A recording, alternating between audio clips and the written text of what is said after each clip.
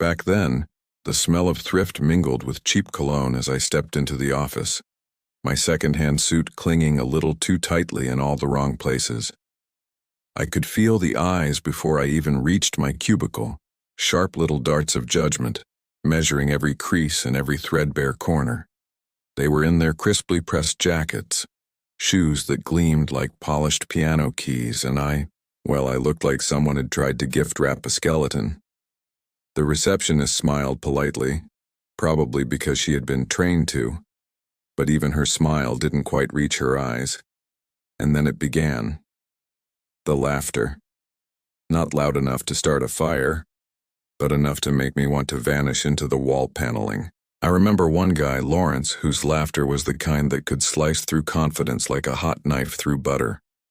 He leaned back in his chair, smirking, and whispered something to his coworker.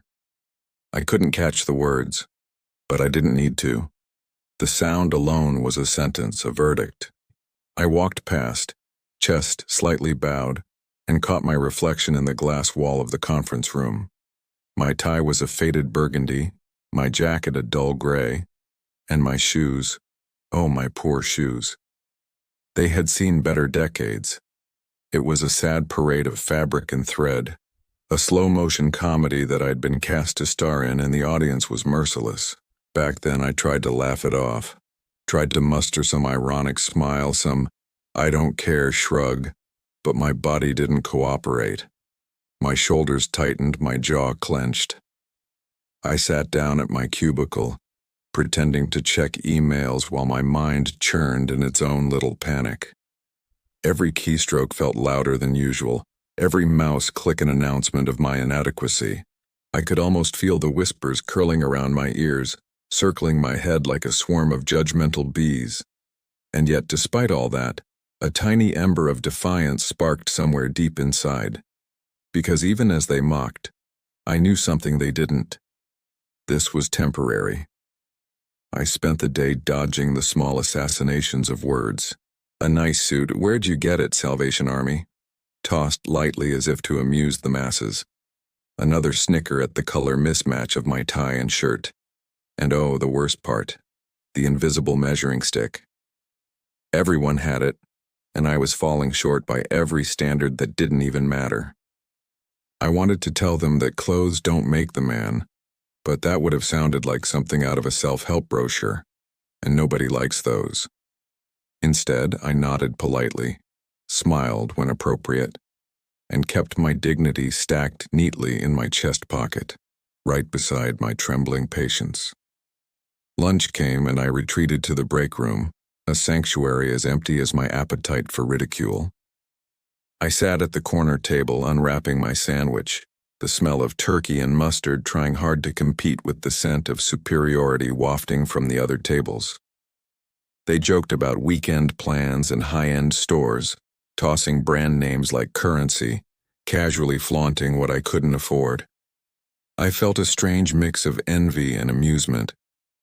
Envy for what I didn't have, and amusement because their world seemed so delicate, so constructed, so easily disrupted. I took a bite of my sandwich, and yes, it tasted like humble beginnings, dry bread, cheap meat, a smidge of hope. And I realized there was a kind of power in being underestimated. By mid-afternoon, the humiliation had become a rhythm I learned to dance to, albeit awkwardly. Every glance their way was a reminder, every chuckle a beat in this slow, sarcastic symphony of high heels, shiny shoes, and tailored arrogance. I caught snippets of conversation. He's always dressed like that. Do you think he even irons his shirts? My brain filed these away, not with bitterness, but with a quiet determination. If they wanted a show, I would give them a show, but on my terms. I could feel the first threads of something weaving themselves in my mind, something like revenge, but tasteful, elegant, strategic. Walking back to my cubicle from the printer, I noticed the texture of my suit, the slight fraying at the elbow. I imagined it as armor, a humble shield that concealed the storm inside me. If anyone noticed the irony, I suppose it would have been lost on them. I smiled inwardly. One day these very people would wear what I designed. One day the laughter would turn into tags on social media, into selfies, into respect. But not yet. Not today. Today I would survive, and I would plan, and I would... As the office lights dimmed with the approaching evening, I lingered at my desk, pretending to finish reports while secretly sketching patterns in the margins of my notebook. Tiny doodles, abstract shapes, ideas that felt ridiculous, yet thrilling. It was a world away from Excel sheets and TPS reports, a place where my creativity could breathe, a laboratory for a future they couldn't even imagine. The hum of the fluorescent lights became a lullaby, a soft ASMR buzz that promised, "Patience, young Taylor, patience." I whispered to myself, the words half joke, half prayer. One day I'll make them look twice, and then again, and again.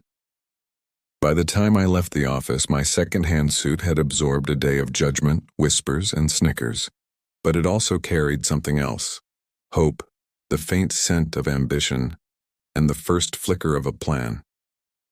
Walking down the sidewalk, the cool evening air brushing against the frayed edges of my jacket, I felt a strange exhilaration. They could mock all they wanted. I was already plotting my quiet uprising in the folds of fabric, in the ink of doodles, in the rhythm of my footsteps. Humiliation had never felt so productive. And so I smiled under the streetlights, a little crooked, a little shy, and a little dangerous. For even in my second-hand armor, I carried the blueprint of triumph, an invisible signature stitched into every awkward crease, waiting patiently for the day it would finally be recognized. Back at my tiny apartment, the faint scent of instant noodles hung in the air, blending with the faint musk of fabric softener from my special laundry day. I sank into the worn armchair, notebook open, doodles sprawling across the pages like untamed vines. Every line I drew was a quiet rebellion, a whisper to myself that I was more than a punchline in someone else's office comedy. I traced collars, imagined stitching, sketched jackets that didn't exist yet, and secretly measured the angles of suits on mannequins I couldn't afford. Each line felt like a small act of defiance, a tiny but precise retaliation against the laughter I endured earlier. The office had been cruel, yes, but the cruelty had a rhythm, a beat I could harness. I realized that their mockery was predictable, almost comical, like a recurring character in a sitcom I never asked to star in. I made mental notes, filed away each jab, and turned them into fuel. The snide comments about my tie, the raised eyebrows at my shoes, the whispers about my questionable taste. I cataloged it all, not in bitterness but in preparation. Every insult was a case study, every laugh a research sample, and I was the scientist quietly observing, scribbling, learning. Evenings blurred into nights as I sat cross-legged on the floor, notebook balanced on my knees, sketching endlessly. I experimented with exaggerated lapels, unexpected textures, asymmetrical hems. Sometimes the designs were absurd, like jackets with sleeves that curled up like cattails or pants with pockets that looked like folded origami. But I let them exist anyway. They were playgrounds for my imagination, spaces where mockery could not reach me. And sometimes late at night I'd whisper little jokes to myself. One day Lawrence will wish he could fold his ego into a pocket like this. Or, this tie? Exclusively for those who can't handle irony. A grin would spread across my tired face, a small, private victory. It wasn't all sketching, though. I started to read obsessively about fabrics, textures, and fashion history. I learned about herringbone, tweed, gabardine. I even dug into industrial sewing techniques, watching online tutorials with a mix of awe and envy. My tiny apartment became a laboratory, a thread here, a fold there, a careful inspection under my dim lamp. It wasn't glamorous, but it was mine. The smell of the fabrics, the soft scratch of pencil on paper, the faint buzz of the ceiling fan. It all became a kind of ASMR lullaby, a quiet hum that carried me toward something bigger. During the day, I still wore my second-hand armor, surviving the office battlefield. I developed a subtle rhythm, eyes down, ears open, mind elsewhere. I learned to smile just enough, nod at jokes, acknowledge hierarchy without surrendering my dignity. And always, in the margins of my notebooks or the corners of my screen, I continued to sketch. It was my secret garden, my playground, my safe haven from the laughter that followed me like a shadow. Sometimes I imagined telling them years later, "I've been designing for you all along," and the thought alone made me giggle softly, a quiet, personal joke no one else would understand. I started small experiments, crafting mini prototypes from old fabrics and scraps I could scrounge. Every stitch was a meditation. The thread slipping through the needle, the subtle tension between cloth and hand, the soft sound of scissors slicing. A symphony of effort that contrasted sharply with the clatter and chatter of my office life. There was something soothing about it, a rhythm that demanded focus, discipline, and patience. The office may have judged me harshly, but here, in this makeshift studio, I was the master of my universe. Some nights I fell asleep, clutching my notebook, my sketches spilling over onto the floor like a river of untapped ambition. I dreamed in patterns, in textures, in suits that moved and breathed like living things. I woke to the hum of the city, sometimes startled by how real my designs felt, almost as if the fabric had whispered secrets to me in the night. I could almost feel the power of creation coursing through my fingertips, soft but insistent, a gentle reminder that I was building something that mattered. The irony wasn't lost on me that while my co-workers mocked my appearance, I was quietly educating myself in the language they flaunted daily. I learned about branding, about colors, about how a well-cut suit could alter perceptions. I read about marketing strategies and social influence, absorbing lessons from those who seemed untouchable, who mocked me without realizing I was taking notes for the most important client yet, my future self. There was humor in it, a delicious, soft joke the universe was telling me. They laugh, but you're learning to write the punchline. Even in moments of exhaustion, I kept my morale buoyed with small, silly affirmations. Sometimes I'd glance in the mirror and adjust a tie that didn't fit properly, grinning at my own reflection. This tie may be crooked, but my plans are straight. Other times I'd make little bets with myself like, if I can finish this sketch tonight, Lawrence owes me a smile someday. It was absurd, whimsical, almost childlike. But it worked. It anchored me in hope, in the quiet knowledge that every line drawn, every fabric studied, was a step closer to the moment they would no longer mock, but follow.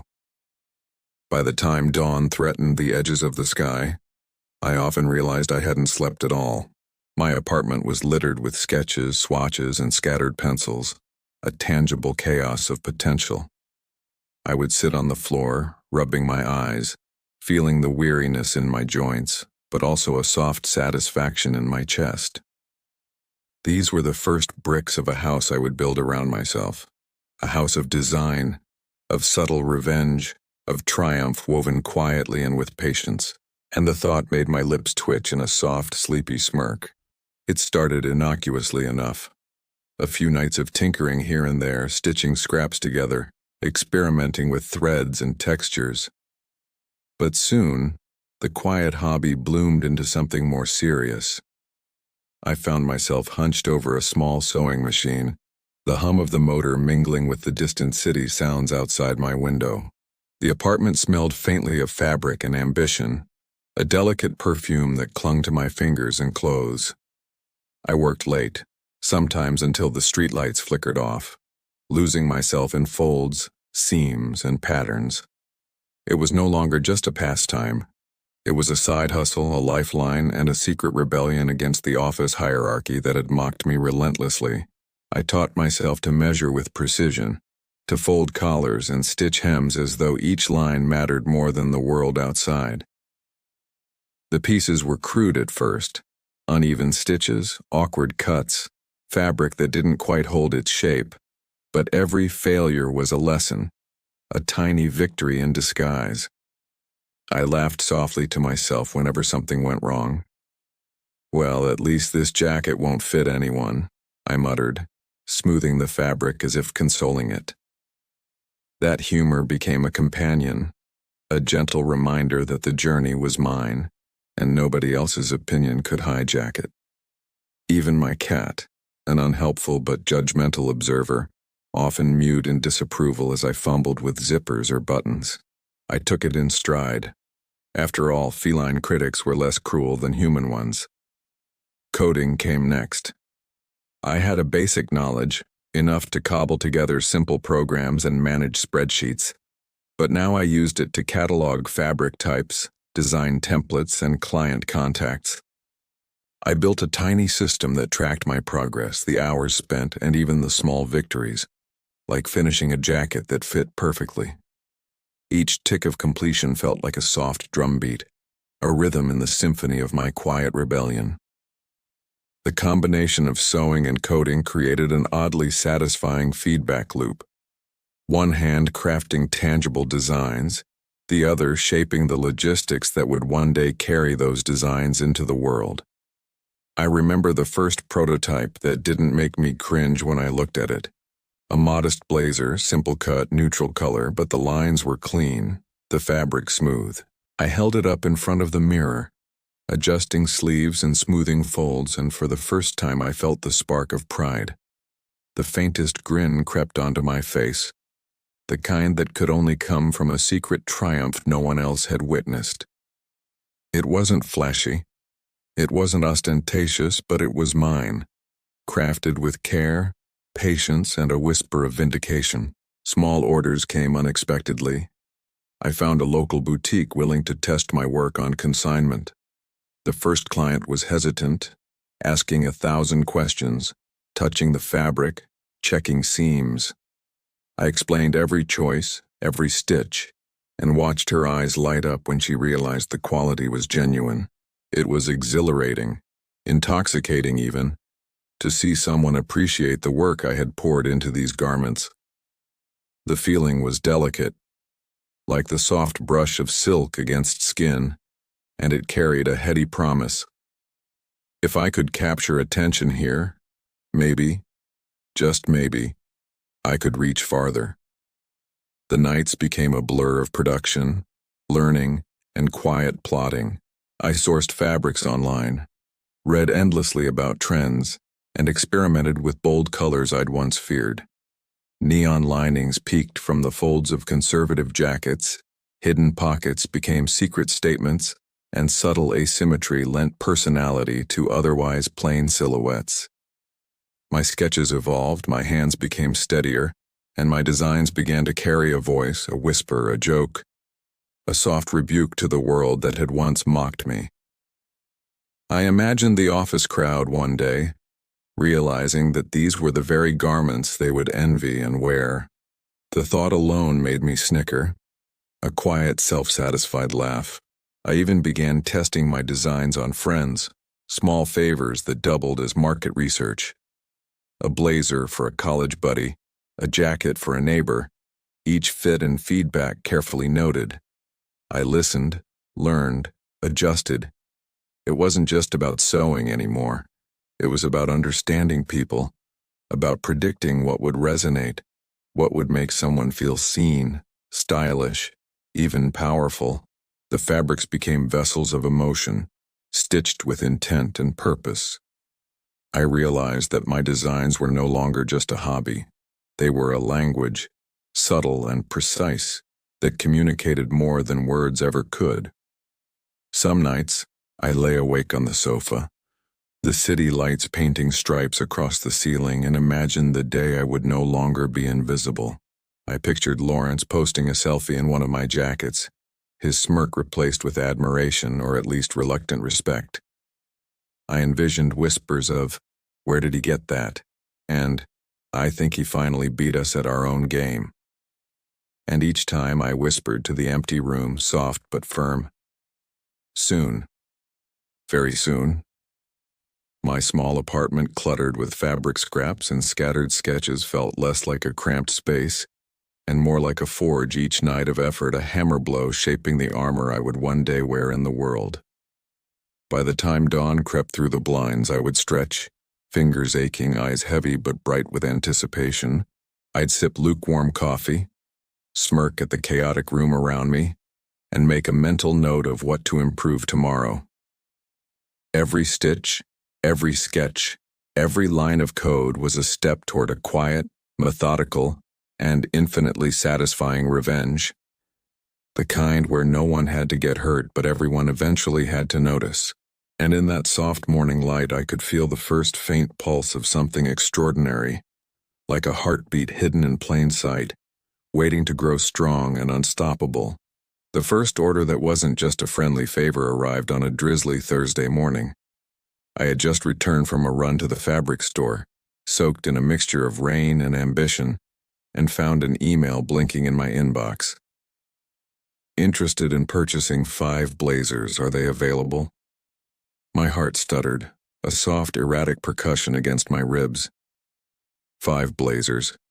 Not 1, not 10, just 5. But it felt like a declaration, a whisper from the universe saying, "You're on the right track." I reread the email 3 times, half expecting it to vanish like a digital mirage. Each time it remained, blinking politely, patient, demanding I respond with more than my usual hesitant confidence. I replied carefully, my fingers trembling over the keys. Polite, professional, slightly self-deprecating, but not too much. I knew this first interaction mattered more than all the sketches and doodles I had accumulated in the silent nights before. I offered options, provided details, described fabrics and cuts, and signed off with a soft, hopeful optimism. Then I waited. The silence was both agony and meditation, stretching minutes into eternities as I imagined the possibilities. Every tick of the clock was a reminder that my little rebellion, the one fueled by ridicule and secondhand suits, was beginning to have consequences. When the response finally came, it was measured, cautious, but positive. They wanted to see the pieces in person before confirming. My apartment, cluttered with sketches, swatches, and fabric scraps, transformed into a miniature showroom. I pressed, folded, and steamed each blazer, adjusting collars and smoothing seams until they felt alive under my fingers. Each piece was a tiny ambassador of my talent, my patience, my quiet determination. And as I laid them out on my bed, I whispered soft encouragements to them. A private joke. "Don't fail me now. You're my first soldiers in the quiet revolution." The client arrived, a petite woman with sharp eyes and a gentle, critical smile. She handled the fabrics delicately, lifting collars, sliding her fingers along seams. I could see her evaluating every stitch, every texture, every choice I had made. It was exhilarating, nerve-wracking, almost erotic in its intensity. Not in the romantic sense, but in the pure thrill of validation. When she finally smiled, just slightly, the kind of smile that acknowledges effort without being dramatic, my chest swelled with pride. It was a victory more potent than any office compliment I had ever longed for. A quiet fireworks display in my chest. The blazers were purchased. The transaction was small, unremarkable in the grand scheme of commerce, but monumental in my private universe. I boxed the garments with care, each fold precise, each tag in place, imagining them being worn, admired, and perhaps envied. I even added a handwritten note, a soft signature of gratitude, feeling slightly ridiculous but unwilling to skip this personal flourish. It was absurdly intimate, a tiny bridge between creator and wearer, and it felt like magic. That night, as I cleaned the apartment, I whispered softly to myself, "First blood, softly won, but still victorious." With that small triumph came the first doubts. Could I sustain this? Could these quiet victories grow into something larger? The office sneers, the laughter, the memory of every mocking glance, they became fuel. Each jibe, each whispered insult, was now a blueprint for motivation. I realized that the humiliation I had endured was no longer a burden. It was raw material, the very substance of strategy. I plotted quietly, imagining how to scale production, how to expand my reach without losing the intimacy of my designs. It was like planting seeds in a dark garden, then watering them patiently while the storm of doubt raged outside. I found myself embracing the absurdities of the side hustle. Sewing machines jammed at the worst moments, patterns refused to align, fabric bled dye unexpectedly. Instead of frustration, I laughed softly, murmuring jokes about my own ineptitude. "Well, at least I'm consistent," I muttered one evening, threading a stubborn needle for the 10th time. The humor became a shield, a quiet ASMR comfort that kept my resolve steady. Mistakes were no longer failures. They were gentle nudges, reminders that growth often came disguised as irritation. By the time my first small win was delivered, I had also learned the value of subtle marketing. I photographed the garments, soft light filtering through blinds, emphasizing textures and folds. I sent carefully worded follow-ups, building rapport with the client, nurturing a relationship that was as much about trust as it was about clothing. Each interaction, though minor in the grand scheme, felt like a soft dance of strategy, a gentle manipulation of attention, a tiny act of revenge disguised as professionalism. That night I lay in bed, exhausted but giddy, reflecting on the day. I could almost see the faces of my office tormentors, imagining their expressions if they knew the story. A soft smirk curled my lips. Humiliation had been the catalyst, my second-hand suit the secret hero of the tale. And as sleep finally claimed me, the hum of the city and the gentle rustle of my sketches felt like applause, quiet and intimate, for the first stage of a victory only I fully understood. As the months passed, my brand began to grow, slowly, quietly, like ivy climbing a brick wall. Small orders turned into larger ones, whispered recommendations blossomed into steady requests, and the once chaotic apartment became a functional studio, buzzing with the soft hum of productivity. The clients were diverse, and with each interaction I learned something new: how to adjust fit for different bodies, how subtle color shifts could transform perception, how a hidden lining could make someone smile in secret. Every detail mattered, every choice was deliberate, and the hum of satisfaction became almost addictive. Of course, growth wasn't without its growing pains. The first time I tried to hire help, I realized that managing people was far more complicated than managing thread and fabric.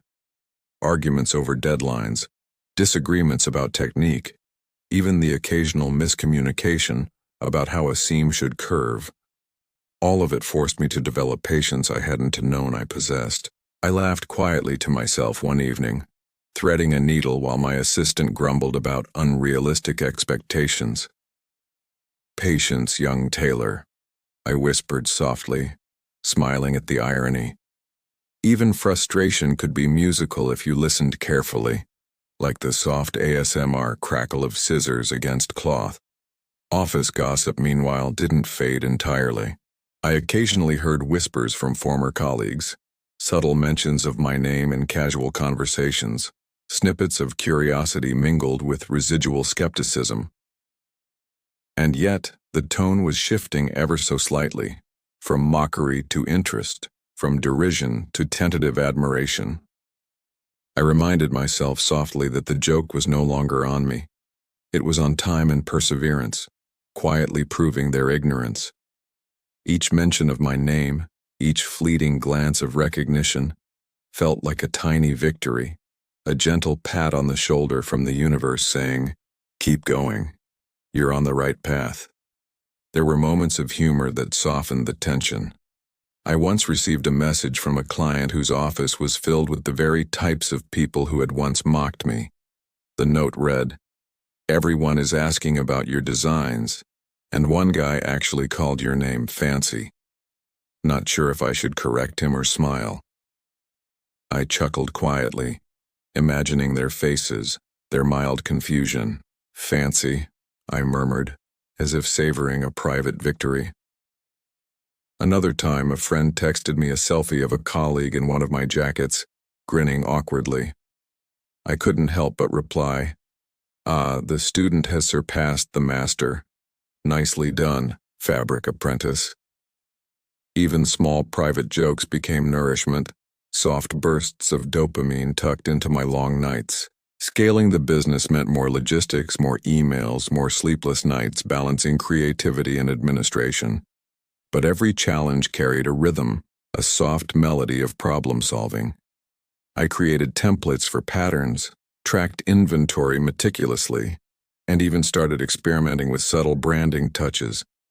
Engraved buttons, discrete logos, linings with hidden designs that told stories. It was like speaking a secret language, a quiet rebellion encoded into every garment.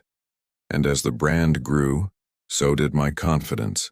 Gently, imperceptibly, like the slow rise of dawn. The office world, however, remained a shadow I couldn't entirely escape. Occasional glimpses of old colleagues surfaced in my social media notifications. Someone tagged in a picture, another mentioning a new jacket they had bought. Each time, I felt the warmth of satisfaction, tempered with a soft amusement. The very people who had laughed at my second-hand suit were now unknowingly part of my narrative, walking advertisements for the patience, craft, and ingenuity I had cultivated in secret. It was subtle revenge, wrapped in elegance and soft humor, and it felt infinitely more satisfying than confrontation ever could. By the time I reached the point where the brand had a recognizable identity, I noticed the shift in whispers. No longer were they mocking. Curiosity, respect, and sometimes admiration crept into conversations. I recalled every sneer, every raised eyebrow, every whisper of ridicule, and felt a quiet smirk tug at the corners of my lips. These moments were no longer wounds. They were markers of progress, evidence of the slow, patient transformation from invisible underdog to recognized creator. And yet, amidst all the growth, I reminded myself not to lose the softness, the humor, the small, intimate details that made the journey worthwhile. A joke whispered in the sewing room, a laugh at my own mishaps, a quiet observation of a friend's delighted expression when they wore my designs. These were the threads that held everything together.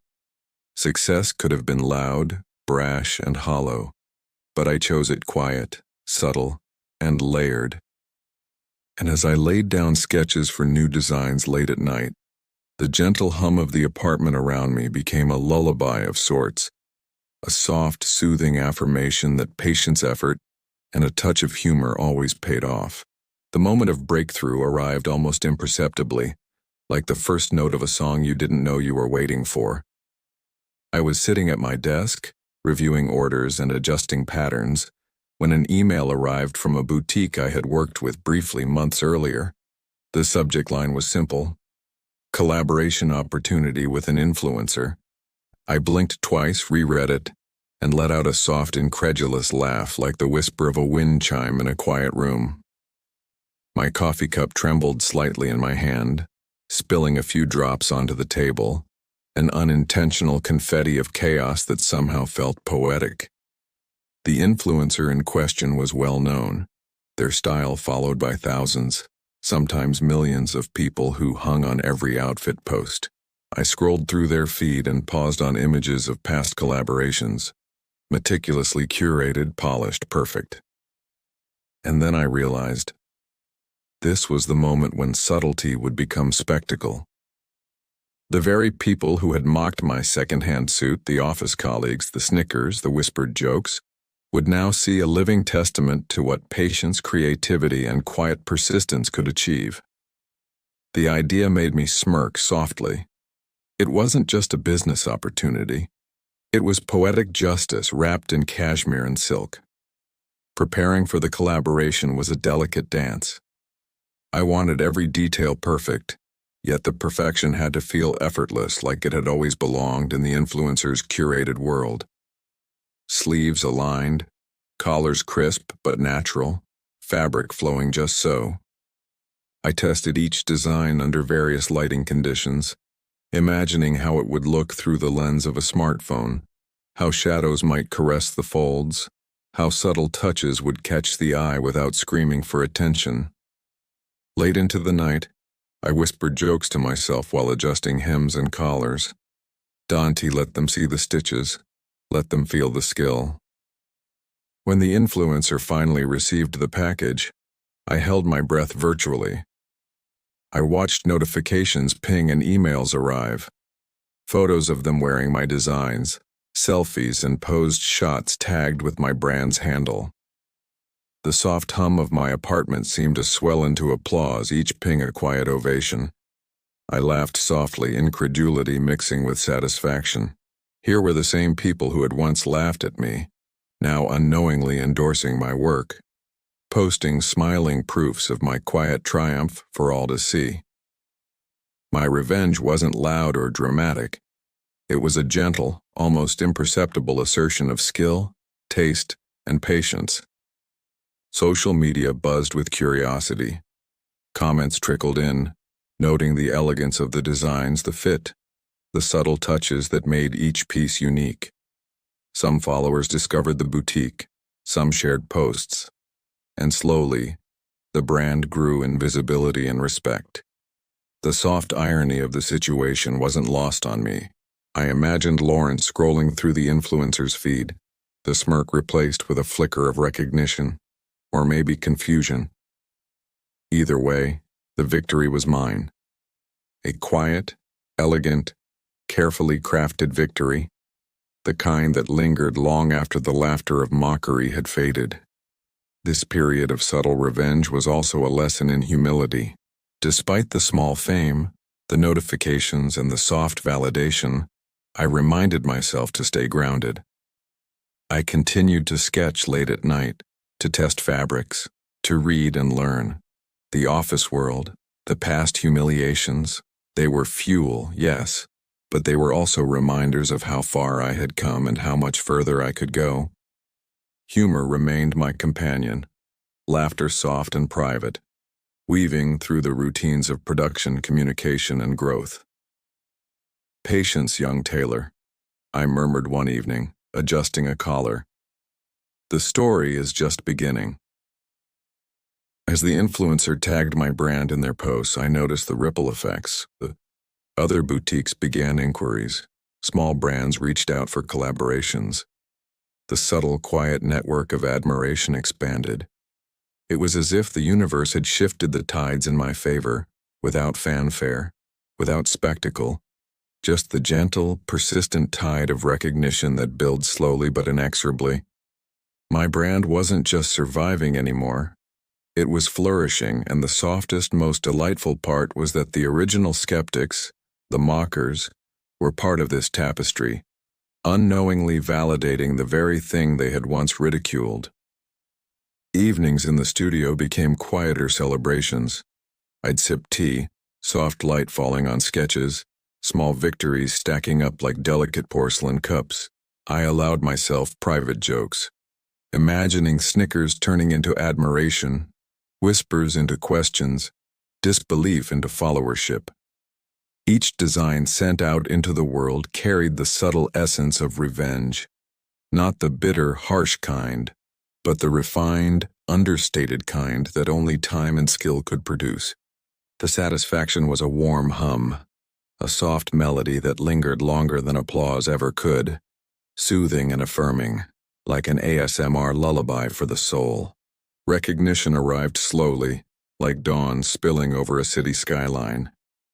Gentle, inevitable, and breathtaking in its quiet accumulation.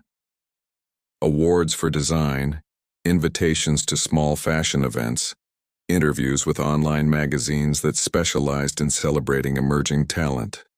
All of it came softly, almost shyly, like the universe tipping its hat in approval. I smiled at each accolade, letting it settle lightly on my shoulders, a gentle weight that reminded me how far I had traveled from the day they laughed at my second-hand suit. The memories of those snickers lingered, but instead of bitterness, they carried the soft, satisfying echo of a joke perfectly executed over years. Interviews were a delicate dance. I shared my story carefully, sprinkling humor into the narrative while allowing the essence of struggle and quiet ambition to shine through. I never planned revenge, I would say with a soft chuckle. I just wanted to make things I loved. My words resonated with people more than I expected, and I realized that the underdog story, the quiet triumph of patience, skill, and persistence, was as compelling as any flashy celebrity saga. Each article, each feature, each gentle nod of recognition became a thread in a tapestry I was weaving with patience and subtle artistry. Social media became a strange mirror. Former colleagues began tagging my brand in posts, some with excitement, some with tentative curiosity. I recognized a few familiar faces, and the humor in it almost made me laugh aloud. The very people who had mocked me were now sharing images of themselves in my designs, unknowing participants in the narrative I had crafted over countless late nights. I imagined their thoughts. This is actually nice. Or perhaps, I didn't expect this to be so well made. Either way, I let the soft, private smirk curl across my lips. Revenge, I realized, didn't always need loud announcements. Sometimes it came wrapped in threads perfectly stitched, tagged in Instagram captions silently undeniable. There were still challenges, of course. Every success brought a new layer of expectation, new pressure to innovate, to create, to maintain a standard I had worked so long to reach. And yet, each challenge felt softer now, less like a weight and more like a gentle push, nudging me toward refinement. I measured my own growth not by the noise of the world but by the quiet satisfaction of seeing a design come alive, of watching fabric move just so of catching a glimpse of a smile from someone wearing my work. Humor still threaded through it all, a playful observation, a whispered joke about my own meticulousness, a reminder that even triumph could be enjoyed lightly. Reflection became inevitable. I thought back to the office, to the first day in that second-hand suit, to the whispers, the laughter, the small pangs of embarrassment. I realized that those moments had been necessary, like fire refining metal. Without them, I might never have found the resolve, the creativity, the patience to build quietly, methodically, persistently. Every insult had become a study in resilience. Every sneer had become a guidepost pointing toward subtle excellence. And now, as recognition poured in, it felt less like a victory over others and more like a gentle affirmation that I had honored myself and my craft. Evening routines carried a soft rhythm. I would linger in the studio long after the day's work, smoothing folds, aligning seams, tracing designs with fingers tired but proud. The soft hum of sewing machines, the gentle rustle of fabric, the faint glow of screens displaying feedback and messages, all of it became a lullaby of accomplishment. Humor, small and private, continued to lace through these moments. I might joke softly about a jacket sleeve that refused to cooperate or a client's peculiar taste, and the room would carry back my laughter in echoes, comforting and serene. Amid it all, I noticed a change in how I perceived the world. Where once I had measured success solely in recognition from those who mocked me now, I measured it in subtle details. The curve of a collar, the smoothness of a fabric's fall, the quiet joy of a client discovering a hidden pocket lining. The office may have faded into the background, but the echoes of past humiliation became like a soft percussion track beneath the melody of my current achievements, a reminder of where I came from and how gentle, deliberate, and patient progress could turn scorn into admiration. And so I let myself smile softly, allowing the memories to linger without bitterness, carrying them as gentle trophies of growth, wit, and quiet triumph. Each award, each feature, each softly whispered compliment in the world of design became a note in a lullaby of personal vindication, a soothing affirmation that patience, humor, and meticulous effort could outshine mockery with the softest, most elegant touch imaginable. Standing in my showroom for the first time, fully realized I felt a strange serenity wash over me. The space was bathed in soft, natural light, the kind that made every fabric shimmer with quiet elegance. Mannequins displayed jackets and blazers I had once only sketched in the margins of notebooks, each fold, seam, and lining a testament to countless nights of labor and laughter at my own mistakes. I moved among them slowly, fingertips grazing collars, tracing hidden pockets, feeling the subtle weight and texture of what I had created. It was intimate, almost sacred, a private celebration of patience, ambition, and quiet revenge. Visitors wandered through the showroom that day, unaware that some of the very people now browsing had once sneered at my second-hand suit. They lingered over fabrics, smiled at cuts, whispered softly to each other about style, fit, and color, and I, sipping tea at a corner table, observed quietly, amused. The irony wasn't lost on me. The same eyes that had once judged me now studied my work with admiration, if not awe.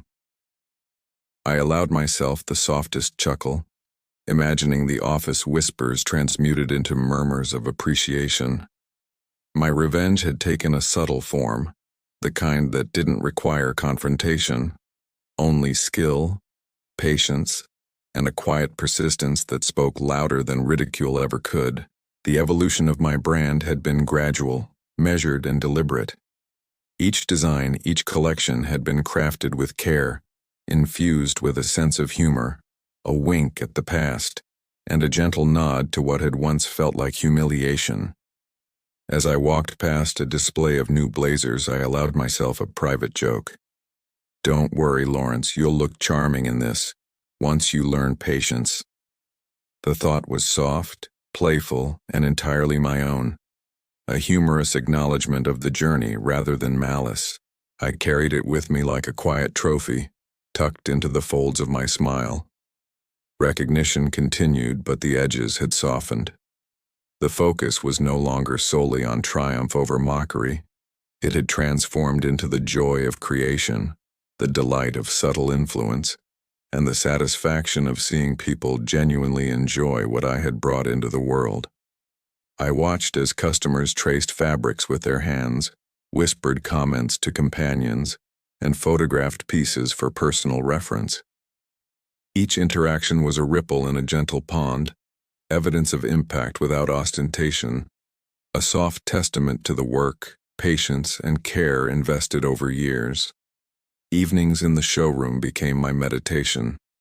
I would move slowly among racks, occasionally adjusting a sleeve, realigning a lapel, or straightening a collar.